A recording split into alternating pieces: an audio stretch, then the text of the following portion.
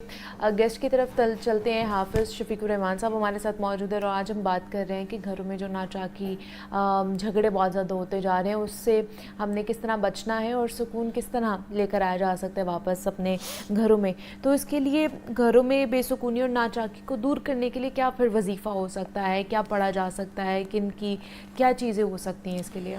देखें, सबसे पहले तो जो चीज़ काम करने वाले हैं ना वो किया जाए। मैं बात कर रहा था जैसे कि तौहीद का और ईमान उसका एहतमाम किया जाए और शिरक, बिदात व खराफात इस तरह की चीज़ों को छोड़ा जाए। दूसरे नंबर पे जिसके घर में 5 वक्त की नमाज बाद जमात मर्द और ख़वातीन पढ़ती हैं और इसी तरह उनके घरों में सुन्नतें और नवाफल का एहतमाम है, उनके घर में कभी बदसुकूनी हो ही नहीं सकती इल्ला कि वो चीज़ें जो शरीयत के मुनाफी हैं वो उसका इंतखाब करेंगे। मसलन हराम खाते रहें और इसी तरह हराम सोचते रहें, मनफी सोच से बहुत बदसुकूनी बढ़ती है। इसी तरह साथ साथ 3 चीज़ें जो बुनियादी तौर पे जो ना, एक तो नमाज है, ठीक है, दूसरा कुरान है, तीसरा जिक्र है और चौथी खिदमत खलक है। सही है। जो किसी को खिलाता है और मुस्कुराहटे बांटता है और जो देता है, अल्लाह ताला मुस्कुराहटे बांटने वाले को हमेशा मुस्कुराहटों से भर के रखता है।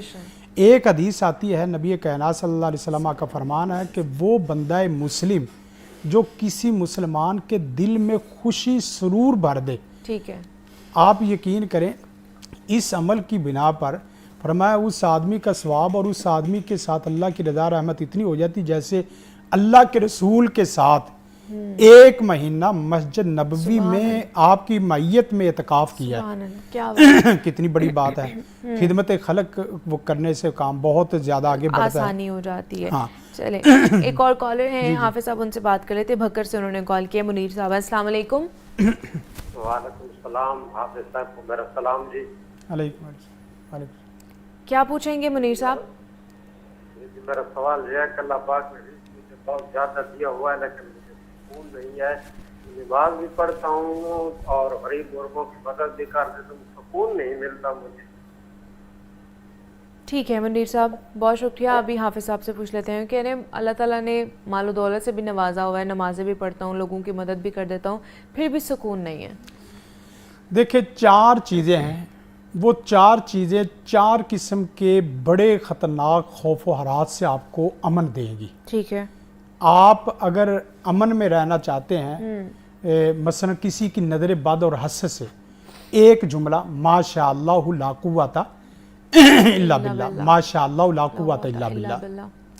अगर आप अमन चाहते हैं मिन कैदी शैतान, शैतान और इंसान के शर और हसद से, तो उसके लिए एक जुमला पढ़ ले हस्बुनल्लाहु व निअमल वकील। अगर आप अमन चाहते हैं आमीना मिनल गम्मी वल हम, अंदर और बाहर ज़ाहिर बाहर के गमों से अमन, तो उसके लिए एक जुमला, एक ऐत करीमा ला इलाहा इल्ला अंता सुब्हानक इन्नी कुन्तु मिनज़ ज़ालिमीन।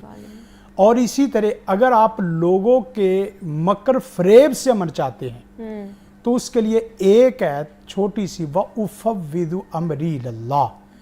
4 किस्म के मेजर मसाइल और 4 छोटे छोटे जुमले। ठीक है, आप देखें माशाअल्लाह ला कुव्वता इल्ला बिल्लाह, कोई भी चीज़ देखें, आप देखें उससे अल्लाह रहमत भर देगा। हस्बुनल्लाहु व निअमल वकील, ला इलाहा इल्ला अंता सुब्हानक इन्नी कुन्तु मिनज़ ज़ालिमीन व उफ़व्विदु अमरी इलल्लाह।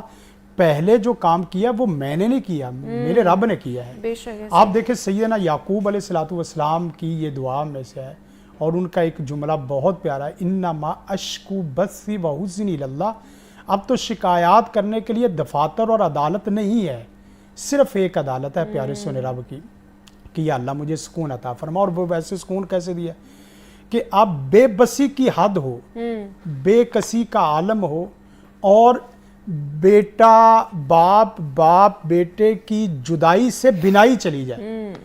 आप अंदाज़ा करें कि एक कमीज अभी आई है, बेटा भी नहीं आया, तो बिनाई उसके साथ ही अल्लाह लुटा देता है। ये तमाम चीज़ें हैं, इन चीज़ों को सामने रखें, अल्लाह रहमत फरमा देगा। लेकिन साथ साथ ना جی اللہ کے متعلق حسن ظن اور ایمان بہت زیادہ ضروری ہے. پورے پروگرام کا مرکزی مضمون یہی ہے، ایمان، توحید اور حسن ظن ہے. بے شک ایسے ہی، اس کے اوپر آپ عمل درآمد کر لیں، آپ کے سارے پرابلمز ختم ہو جائیں گے. کمالیہ سے کال کی ہے ہمیں شرف الدین صاحب نے. السلام علیکم.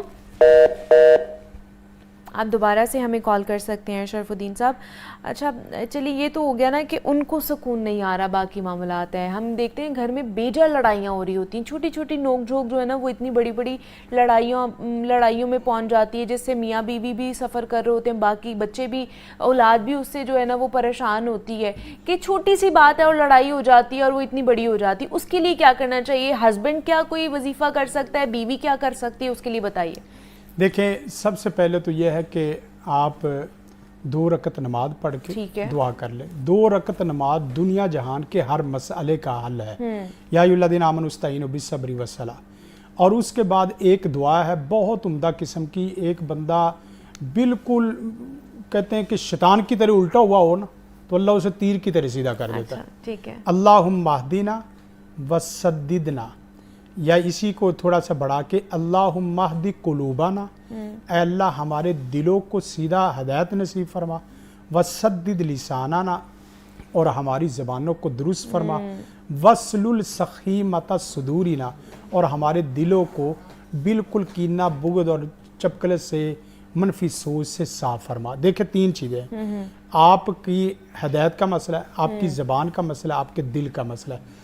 جس آدمی کے دل میں کوئی کینہ بغض آپس میں نہیں ہوگا اور زبان میں احترام ہوگا، محبت اور آنکھوں میں نور ہوگا، تو کبھی بھی بندہ لڑائی نہیں کرتا. اور ایک بہت زبردست دعا ہے، لیکن یہ پڑھنی صبح نماز کی سنتوں کے بعد. اچھا ٹھیک ہے.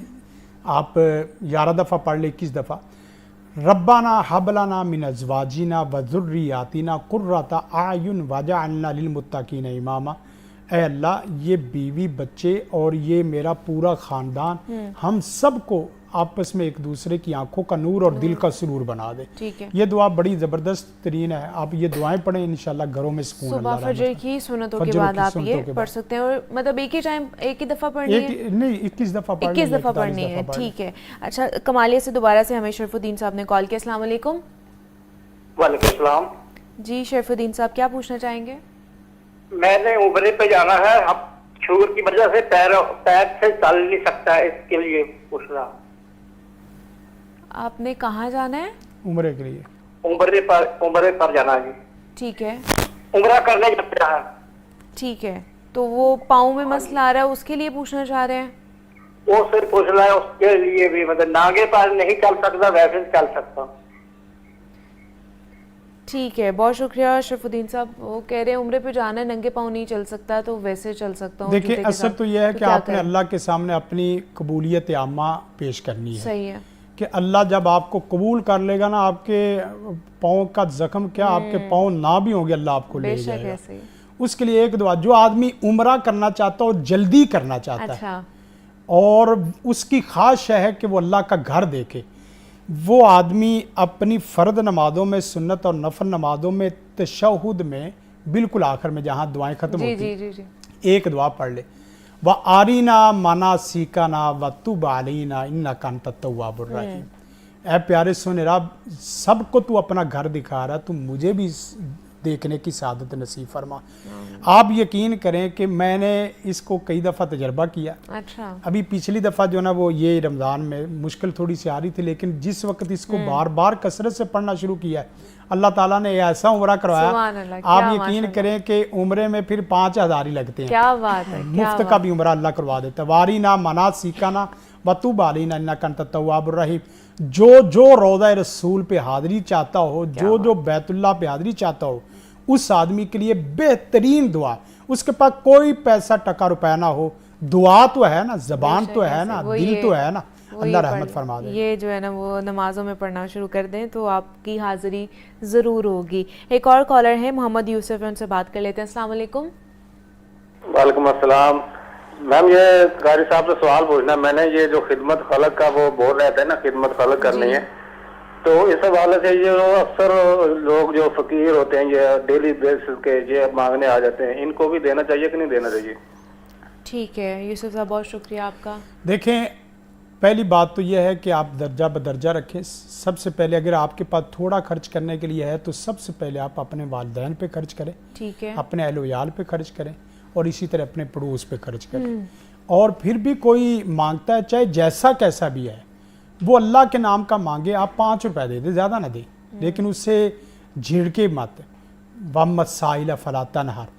ایک حدیث آتی ہے، نبی کائنات صلی اللہ علیہ وسلم کا فرمان ہے کہ ایک سخی بڑی خلوص سے نیت کے ساتھ صدقہ لے کے نکلا، تو جس وقت اس نے رات کے اندھیرے میں اس نے دیکھا کہ میں رات کے اندھیرے میں حتیٰ کہ میں بھی اس کو نہ دیکھ سکوں تو رات کے اندھیرے میں صدقہ کروں گا، تو اس نے ایک رات صدقہ کیا تو وہ چور کو دے کے آ گئے.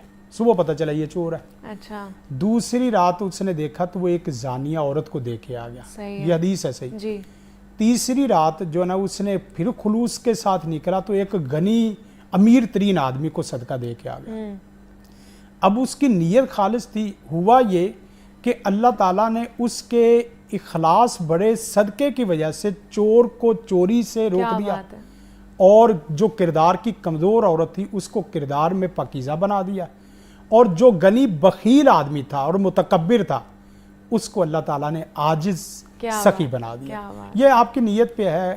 لیکن ایک بات ہے کہ دو صرف اللہ کے نام کا، آپ اللہ کے نام کا جو سوال کرتا ہے جی جی اس کو دے. ہاں دوسری شکل یہ بھی ہے کہ صدقے میں ہم نے بھی پیچھے ہمارے ایک دوست ہیں، ہم نے مل کے جو نا وہ یہ کام کیا، عبدالباسط بلوچ صاحب ہیں.